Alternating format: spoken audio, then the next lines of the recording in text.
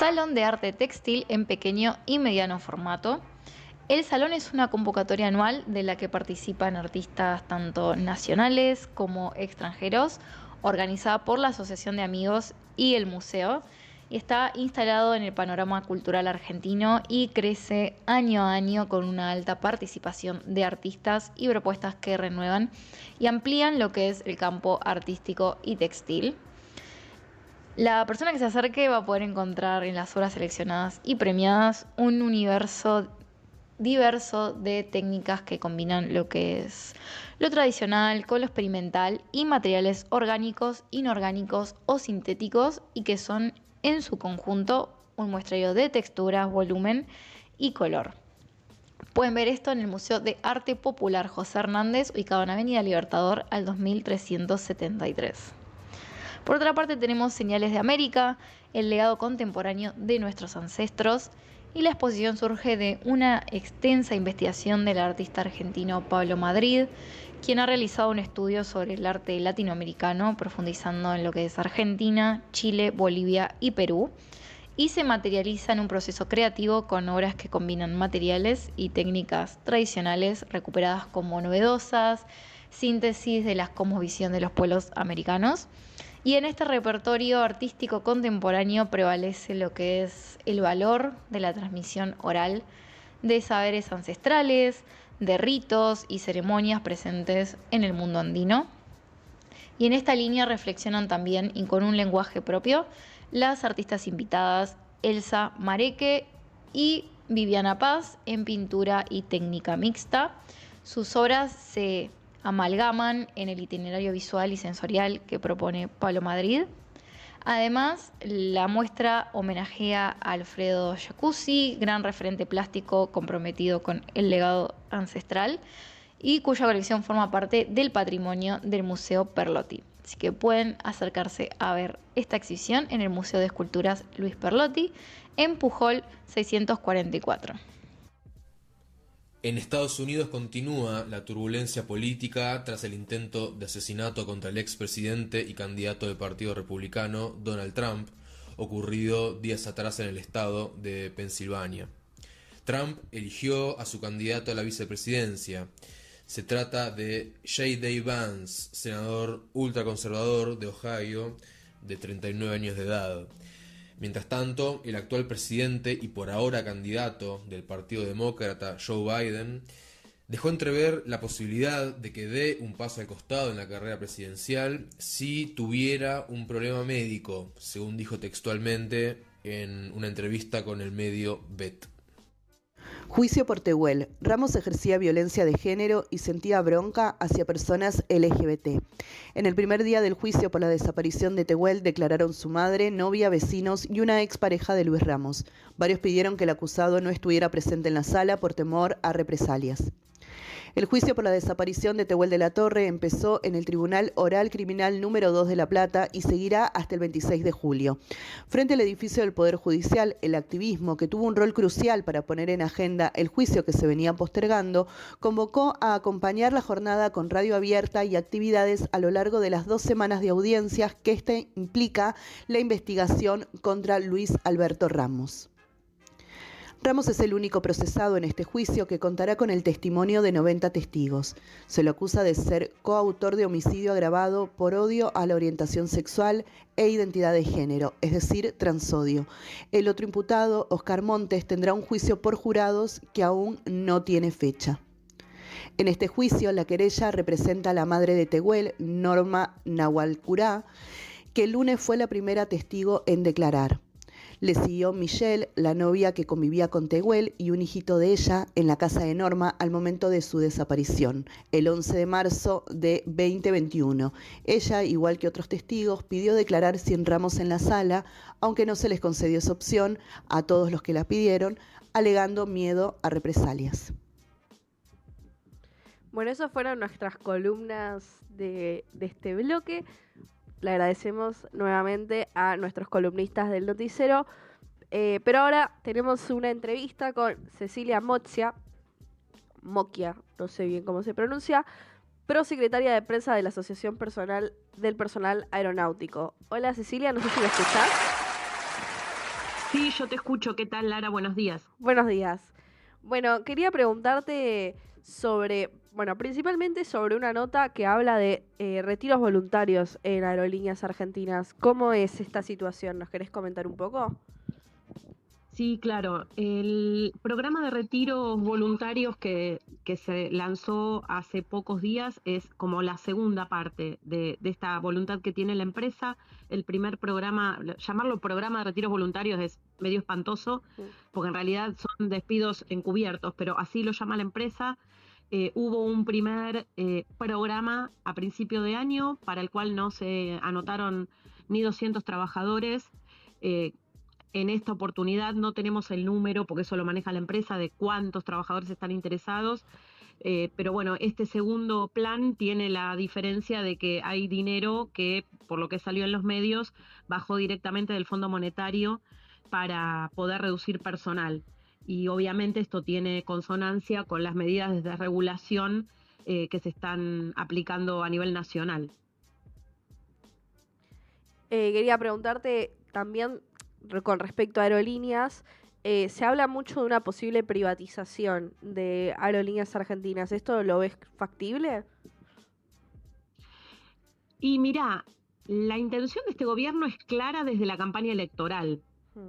en el sentido de deshacerse de aerolíneas argentinas.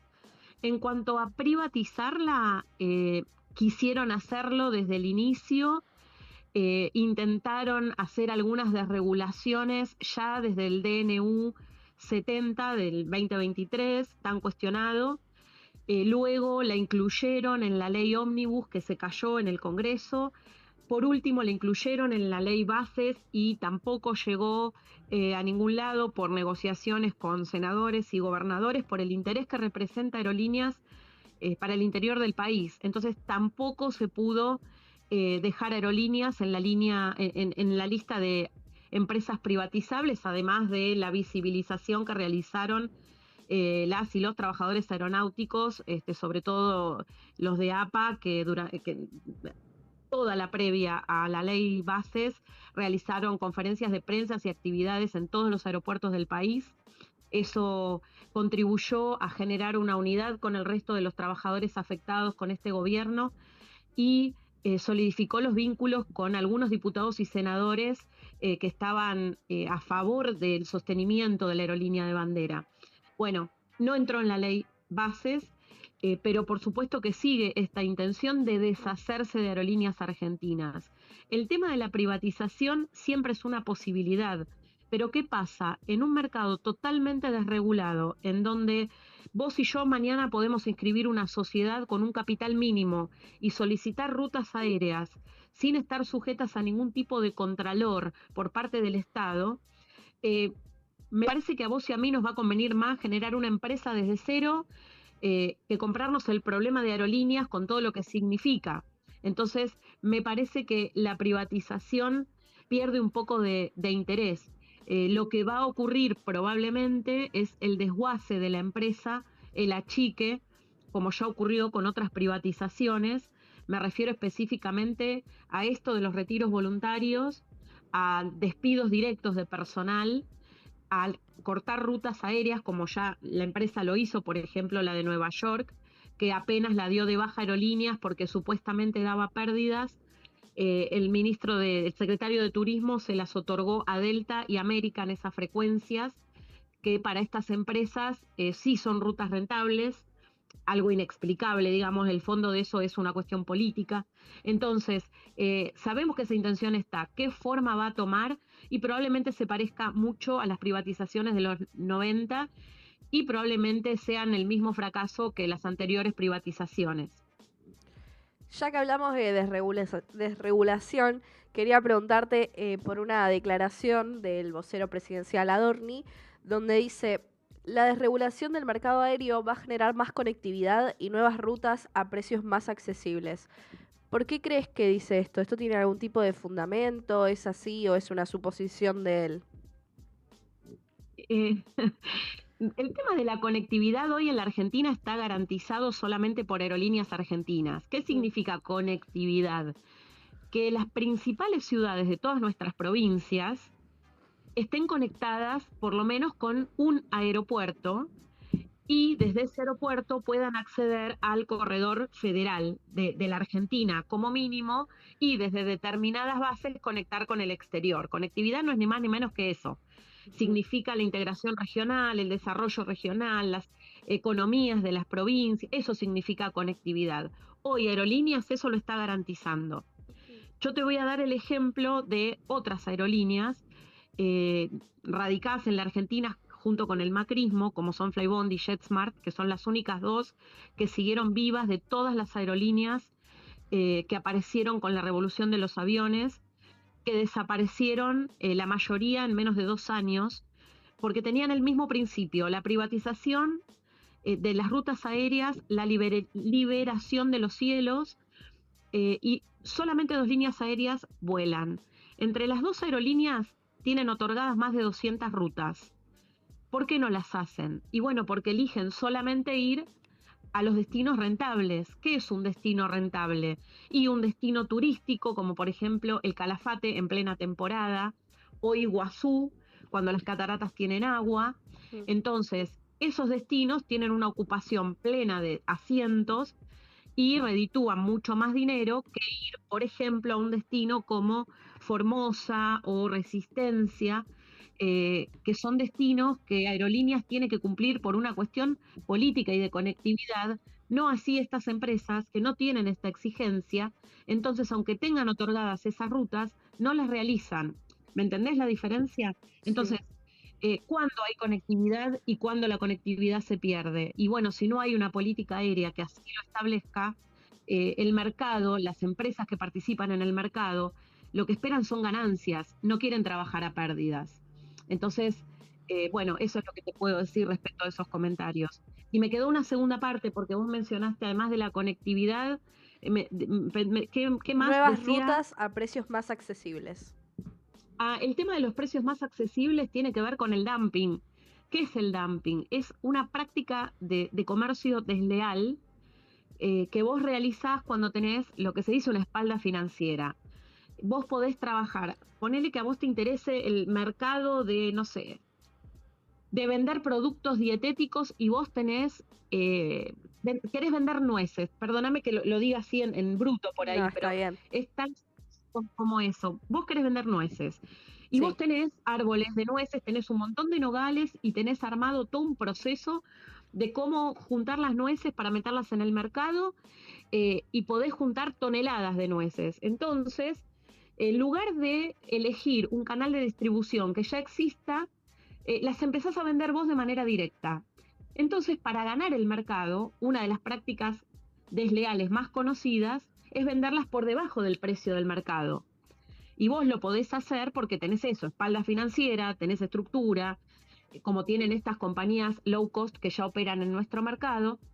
Y una vez que captan el mercado, después lo que necesitan es cubrir los costos operativos. Vos podés disponer de una cantidad de toneladas para vender a bajo costo, hacerte dueña del mercado que te interesa, pero una vez que estás en ese mercado, los precios los vas a manejar vos, no vas a trabajar por debajo del costo. Bueno, cuando ganaste ese mercado y cuando empezás a imponer vos tus tarifas, es cuando el dumping logra su objetivo.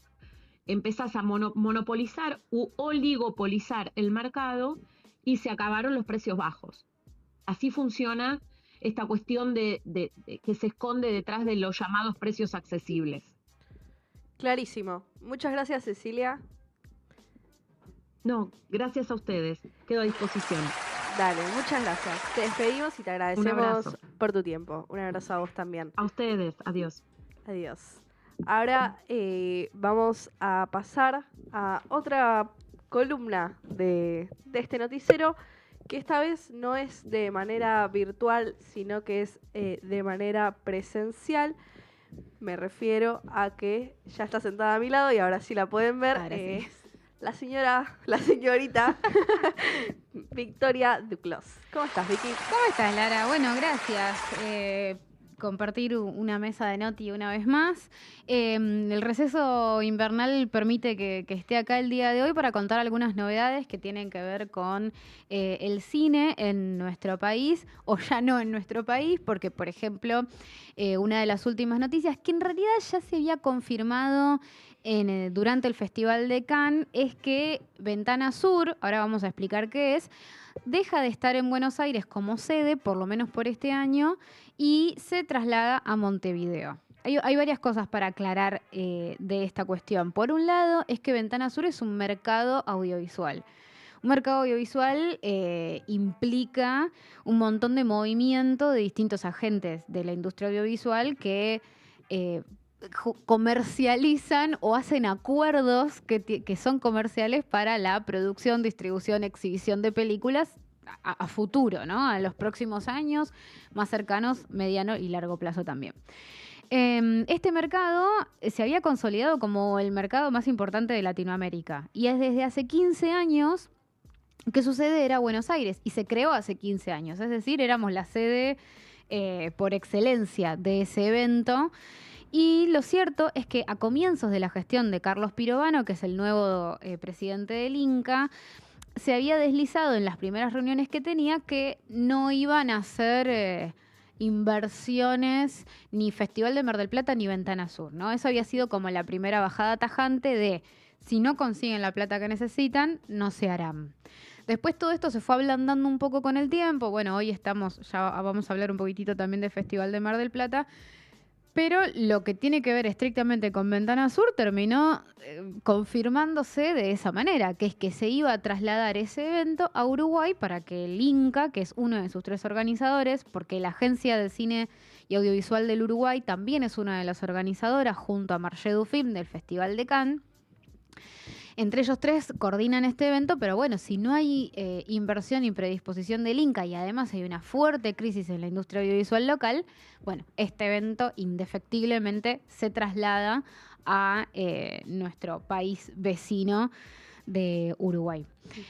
Hay que recordar también que en este momento, bueno, hay un montón de plataformas, por ejemplo, cosas que tienen que ver con datos contextuales que pueden ayudar a entender por qué Uruguay empieza a ser como una alternativa a Argentina y en plataformas y distintos rubros más privados dentro de lo que es el audiovisual, muchos están trasladando sus producciones a Uruguay, ¿sí? Hay una cuestión de que Argentina se va volviendo costosa en dólares y eso al mercado tampoco le gusta mucho, ¿sí? No fue todo como un flujo tal como se propone teóricamente, que es, bueno, el Estado no te subsidia más, si sos talentoso el privado te va a subsidiar y el mercado va a funcionar de forma virtuosa como por defecto. Claro, no funciona tan así.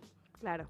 Entonces, bueno, este evento se va a trasladar efectivamente a Uruguay. Esto ya se había confirmado en el Festival de Cannes, pero ahora tenemos como el cierre oficial, ya tenemos fecha, va a ser en diciembre y demás.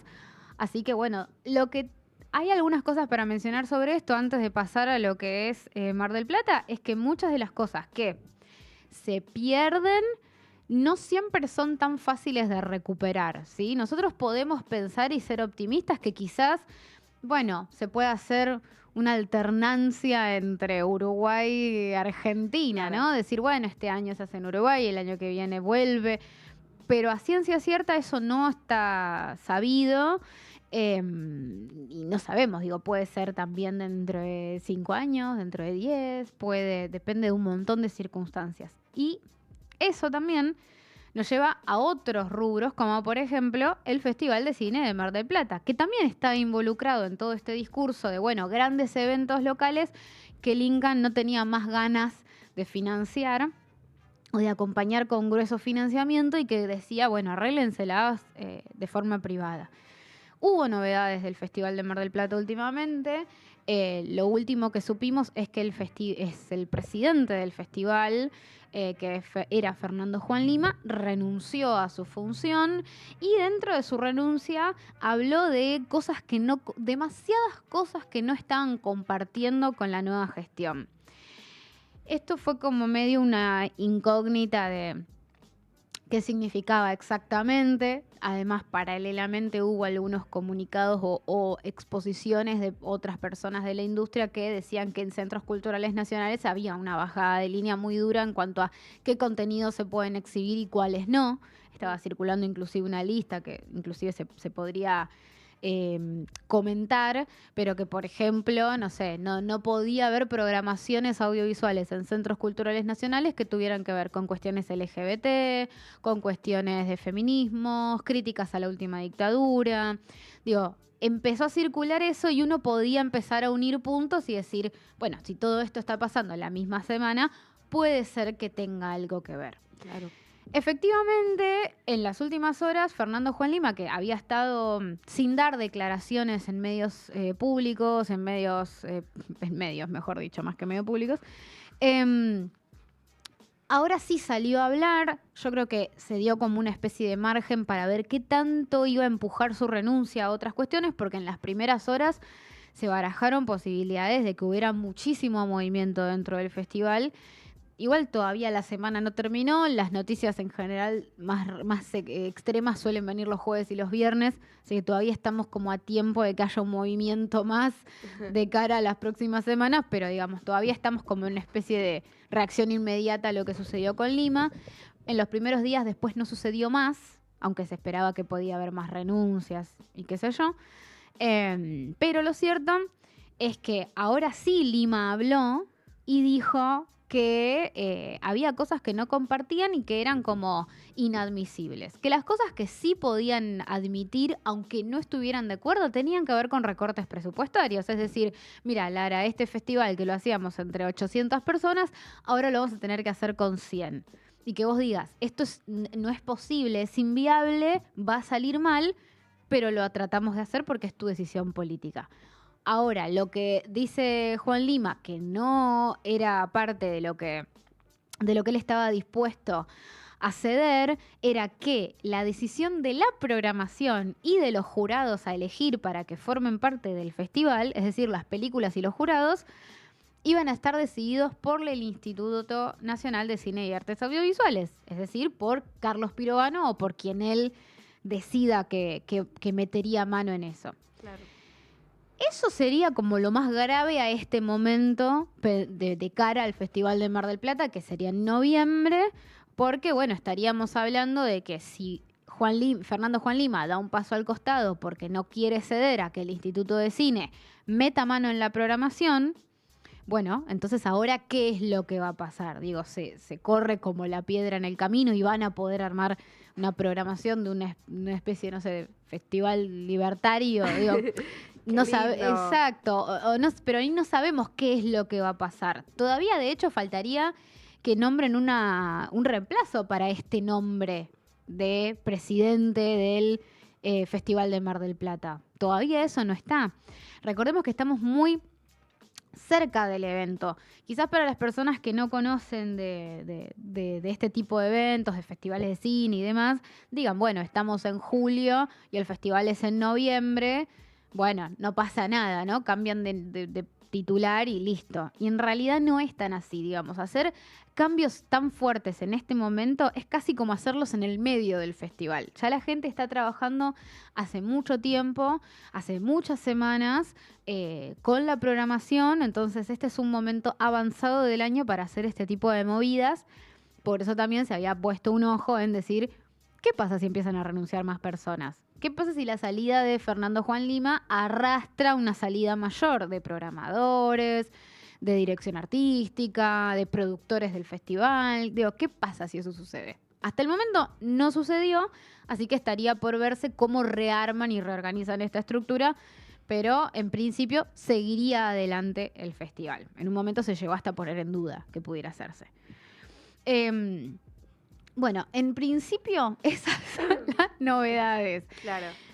Hay que estar atentos, porque están pasando muchas cosas y son movimientos fuertes que pueden pegar volantazos. Con respecto a esto que decías de la censura en los centros culturales, sí, y cosas del estilo, ¿no hay como alguna especie de organización o alguien que pueda frenar esa discriminación de contenidos? Porque me parece como muy, muy fuerte para Bueno, ese es un gran tema para hablar porque verdaderamente lo que pasa en este momento es que yo hablo estrictamente de lo que tiene que ver con el cine, ¿no? Sí. Digo, no manejo por ahí mucha información de otras disciplinas artísticas, pero dentro de lo que es el cine está muy fracturada la agrupación de toda la comunidad, ¿no? Digamos, tenemos distintos colectivos que funcionan cada uno por su parte, los documentalistas por un lado, técnicos por otro, productores por otro, de directores hay no menos de 5.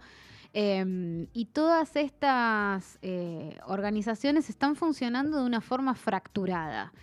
No hay una unión y unificación para tener un plan de acción concreto que sea grande, que sea masivo y que nos involucre a todos como más o menos en lo mismo, ¿no? Eso, por un lado, no sé, un grupo junta firmas y por otro lado otro grupo propone una nueva ley audiovisual. Claro. Por otro lado, otros quieren abrazar al Gomón. Digo, hay como muchas decisiones, todas distintas. Sí. La última, por ahí más unificadora, había sido la manifestación en las puertas del Gomón, que fue bastante notable, porque de hecho hasta hubo represión en la puerta, salió en varios medios de comunicación más hegemónicos, Sí. fue un montón de gente de la industria autoconvocada. Digo, esa fue la más unificadora, de ahí se dispersó mucho el movimiento.